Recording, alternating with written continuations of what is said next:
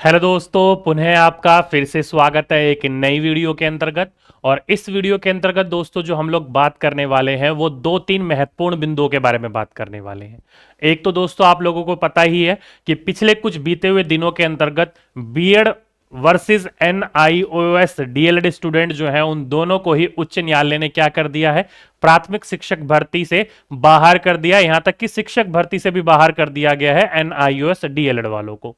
तो उसी के लिए दोस्तों जो हमारा बीपीएससी विभाग है उसने एक प्रेस कॉन्फ्रेंस में कहकर यह कहा था कि कौन कौन से डीएलएड वाले अभ्यर्थी जिन्होंने एनआईयूएस से किया हुआ है वो वैलिड होंगे और कौन से इनवैलिड होंगे।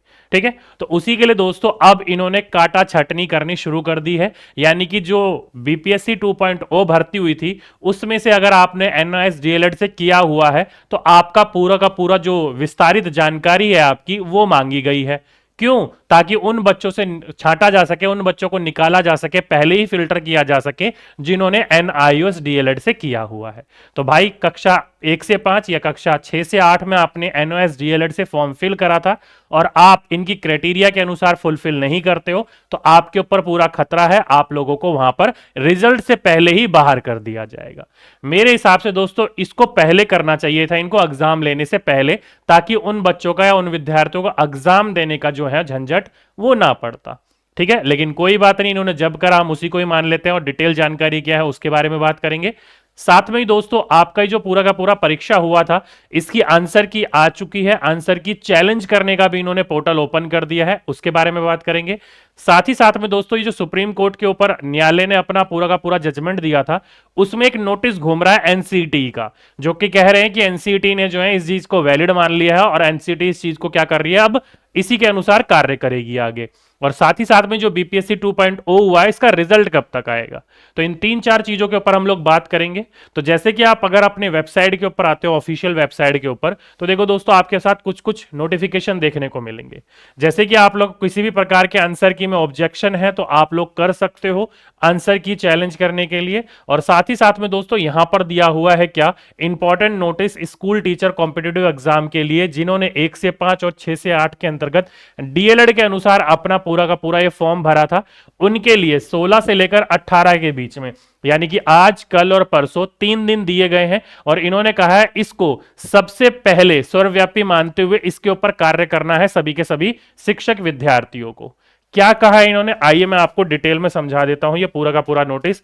अगर दोस्तों आपने एनआईएस से डीएलएड किया हुआ है या फिर आपने डीएलएड किया हुआ है तो सभी विद्यार्थियों के लिए बहुत जरूरी है, ध्यान रखिएगा। ठीक है, तो देखो दोस्तों विज्ञापन संख्या 27/2023, इसके अंतर्गत आपने अगर 1 से 5 और 6 से 8 के अंतर्गत नियुक्ति के लिए फॉर्म भरा था और आप डीएलएड से हो, किससे हो, डीएलएड से हो, चाहे आप रेगुलर वाले से हो, चाहे आप ओपन वाले से हो, चाहे आप एनआईओएस वाले से हो, किसी से भी हो, तो आपको अपना क्या करना है, आपको 16/12/2023 के लेकर 18/12/2023 में बीपीएससी बिहार.gov.in के ऊपर साइड के ऊपर जाना है, लॉगिन करना है, अपने डैशबोर्ड पर चले जाना है। वहां पर आपको एक चीज दिखेगा, एंटर डीएलएड डिटेल्स, उस बटन के ऊपर क्लिक करके आपके जितने भी डीएलएड वाले की जितने भी प्रकार के डॉक्यूमेंट्स है, जितने प्रकार की चीजें हैं, उसको वो जो मांग रहा है उस चीज को फुलफिल कर दीजिए।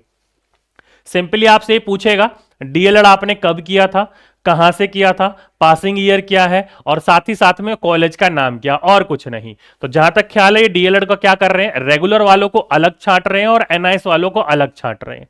अब इसमें दोस्तों एनओएस वाले कौन रहेंगे ये भी आप लोगों को जानकारी होनी चाहिए। एनआईओएस वाले वो सारे के सारे विद्यार्थी रहेंगे जिन्होंने 2017 से पहले ये कोर्स किया था या फिर उससे पहले जो थे वो किसी भी प्रकार की टीचिंग संस्था से जुड़कर पढ़ा रहे थे, चाहे वो आपके प्राइवेट हो या गवर्नमेंट हो, वो उन बच्चों को यहां रखा जाएगा, बाकी को यहां से निकाल दिया जाएगा। यानी कि आप लोगों ने 2017 के बाद 18, 19, 20 में किया होगा तो आप लोगों को यहां से काट छाट कर निकाल दिया जाएगा। ठीक है, तो फिल्टर करने का इन्होंने प्रोसेस शुरू कर दिया है, 3 दिन दिए हैं आप लोगों को, अगर आप इस 3 दिन में कर देते हो तो ठीक है, नहीं तो आपको क्या किया जाएगा, इनवैलिड करार दे दिया जाएगा, फिर आपका रिजल्ट नहीं आएगा। पहले मैं बता रहा हूं, चाहे आपने रेगुलर से करके किया हो चाहे एनआईएस से किया हो, आप सबसे पहले इस चीज को प्राथमिकता दीजिए और इस चीज के ऊपर अपना जाकर डैशबोर्ड पे ऊपर जो चीज मांग रहा है वो चीज इसको फुलफिल कर लीजिए। ठीक है, तो पहली न्यूज आपकी ये निकल कर आ रही है, डीएलएड को छांटना काटना छांटना इन्होंने निकालना शुरू कर दिया है। ठीक, अगला वही विज्ञापन संख्या 27/2023 में आपकी आंसर की आ चुकी है। जिसको भी बच्चे को किसी भी प्रकार की आंसर के प्रकार से दिक्कत है, जाइए ऑफिशियल वेबसाइट के ऊपर और आप लोग उसको की को क्या कर सकते हो, चैलेंज कर सकते हो। लेकिन क्या होना चाहिए आपके पास, गवर्नमेंट अथोराइज्ड बुक के अनुसार आप उसको चैलेंज करोगे। ये नहीं कोई भी प्राइवेट पब्लिकेशन की बुक उठा रहे हो और आप उसे चैलेंज कर रहे हो, तो मान्य नहीं होगा। ठीक है, तो आपका चैलेंज शुरू है। जिसको भी चैलेंज करना है जाकर वो चैलेंज कर सकता है, जिसको ऐसा लगता है कि ये बीपीएससी ने आंसर गलत दिया है। ठीक, आगे बात करें तो दोस्तों ये है, ये एक पूरा का पूरा पता नहीं एक पर्चा सा घूम रहा है। मैंने इसको ऑफिशियल वेबसाइट के ऊपर ढूंढने की कोशिश करी, मुझे ऑफिशियल वेबसाइट के ऊपर ये नहीं मिला। ठीक है, अब ये कितना सत्य है कितना सत्य नहीं है मुझे नहीं पता इस चीज के बारे में। आप मुझे बताइएगा कि ये सही है नोटिस, ये क्या है क्या नहीं है, लेकिन ये घूम बहुत रहा है। जिसमें जो एनसीटीई है, राष्ट्रीय अध्यापक शिक्षा परिषद, national counselling for teacher education, जो टीचरों के लिए काम करता है, इन्होंने क्या कहा है, इन्होंने कहा है कि भाई जो जजमेंट आई थी 28/11/2023 को ऑनरेबल सुप्रीम कोर्ट से, एसएलपी नंबर ये हम इसको क्या मानते हैं, हम इसको वैलिड मानते हैं और आगे जाकर हम इसी के अनुसार कार्य करेंगे। यानी कि फ्रेश भर्ती में किसी भी प्रकार के एनएस डीएलएड वालों को क्या होगा, मान्य नहीं होगा, या फिर जो पिछले रह रहे हैं उसके ऊपर जैसा कहेंगे उस तरीके से हम लोग कार्य करेंगे। तो इन्होंने यानी कि एनसीटी वालों ने भी इस चीज को मान लिया है कि भाई सुप्रीम कोर्ट जो है, वैसे भी पता आप लोगों को सर्वोच्च न्यायालय है, सबसे ऊपर वही है, उससे आगे क्या जा सकते हैं हम लोग।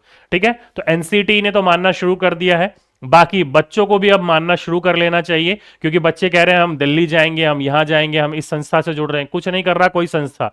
आपको मैं बता दूं, एक संस्था छठे चरण के टीचरों को बचाने के लिए काम कर रहा था, जो 22,000 बिहार के अंतर्गत लगे हुए थे। अब वही संस्था पता है पहले क्या कह रही थी, वो संस्था कह रही थी 101% इनको कोई भी निकाल नहीं सकता है। कल मैं उनका अपडेट सुन रहा था, उन्होंने कहा कि जो ग्रुप के अंदर 6-7 जो चुटपुंजिया लोग हैं जो आपस में ही बात करते रहते हैं, इनको संभालो, नहीं तो इनकी वजह से हम सारे के सारे बाहर हो जाएंगे।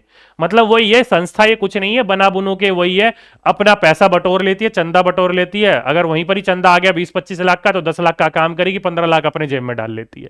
ठीक है, तो इससे अच्छा मैं दोस्तों यही बोलूंगा, किसी संस्था से अच्छा है कि आप लोग अपना फ्रेंड सर्कल बना लीजिए, उस फ्रेंड सर्कल के अनुसार कुछ काम हो रहा है तो करवाइए। किसी संस्था के साथ जुड़कर कुछ मत करिए, संस्था कुछ नहीं है, संस्था जब अपनी जेब में भरने के लिए रखी हुई है। कुछ एक संस्था है जो अपना काम सही से करती है, नहीं तो मैंने ये देखा सारे के सारे पैसे लूटने में लगे हुए हैं।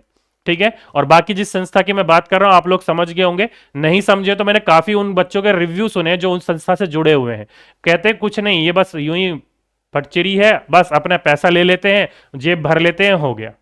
तो उसके ऊपर ऐसा ना करें, इस चीज के ऊपर ना फंसे। तो इसलिए दोस्तों ये वाला कॉपी जो है, ये मैंने बहुत ढूंढा, ओरिजिनल मुझे कहीं नहीं मिला। ये आपका एक इमेज थी, ये मिली है मुझे, ऑफिशियल वेबसाइट पर नहीं मिला। आप लोग देखिएगा ये ओरिजिनल है कि नहीं है, आगे जाकर इसकी कुछ भी पुष्टि होती है तो मैं आपको जरूर बताऊंगा। लेकिन दिखने में लेटर पूरा ओरिजिनली लग रहा है, लेकिन ऑफिशियल वेबसाइट के रात तक तो नहीं आया था। सुबह आ गया हो तो मैंने अभी चेक नहीं करा है, रात तक मैंने चेक करा था। एक बार आप लोग भी चेक करके देखिएगा कि ये सही है कि नहीं है। ठीक, अगली न्यूज ये थी। अगली दोस्तों एक और है कि आप लोग जो है रिजल्ट को लेकर बड़े परेशान हो।